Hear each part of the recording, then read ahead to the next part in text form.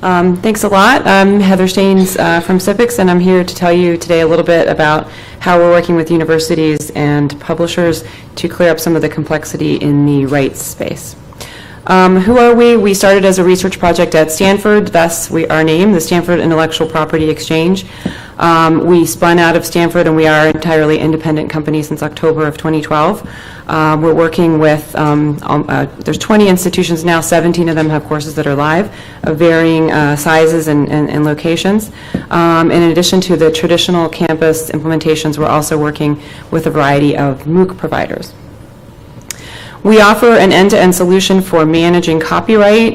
We focus on transparency, real-time pricing information, and analytics for both the schools and the publishers. Today's permissions maze can be a nightmare. There's a number of players in the space.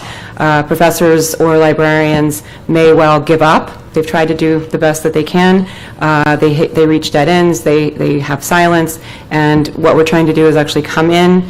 We integrate into the learning management system. We bring together metadata from a variety of different sources, public domain and open access metadata, library holdings, as well as information from copyright agents.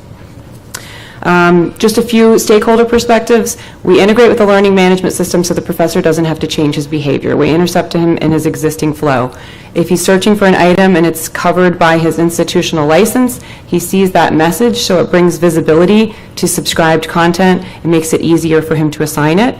If there's no license in place, he sees pricing, so he can be mindful of what the cost will be for the students in his course.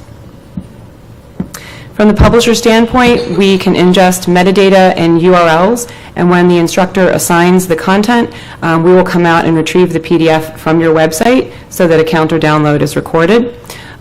For university presses and trade publishers who depend less on online usage, we can actually ingest your metadata in PDFs and deliver that nice PDF to the student. We have a tool if you just have book-length PDFs that a chapter or a page range can be selected. That way the students get a nice PDF rather than, as I say, a bad photocopy from 1987. From the librarian perspective, we provide them with a dashboard. This information is very much siloed today as professors in different departments provide course materials in different ways. The librarian can look at the spend per course, per department, or per publisher and see information, particularly interdisciplinary information. They may well be spending more in a variety of locations than it would cost for them to take a license. The student perspective, it's about convenience. They log into their Blackboard or Moodle account.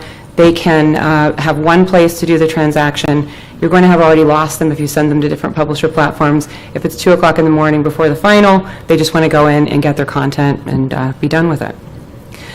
Just a word about MOOCs. It's a small piece of what we do, but it tends to be the higher profile side. We see MOOCs as a proxy for online education in general. The publishers we're working with now can offload those MOOC requests to us, and then we will handle that discussion with the professor why the content can't always be free. We do provide variable pricing. That might be by geography. That might be the context. Is the student affiliated with, is someone affiliated with a university, or are they a self-directed learner? One price doesn't fit all.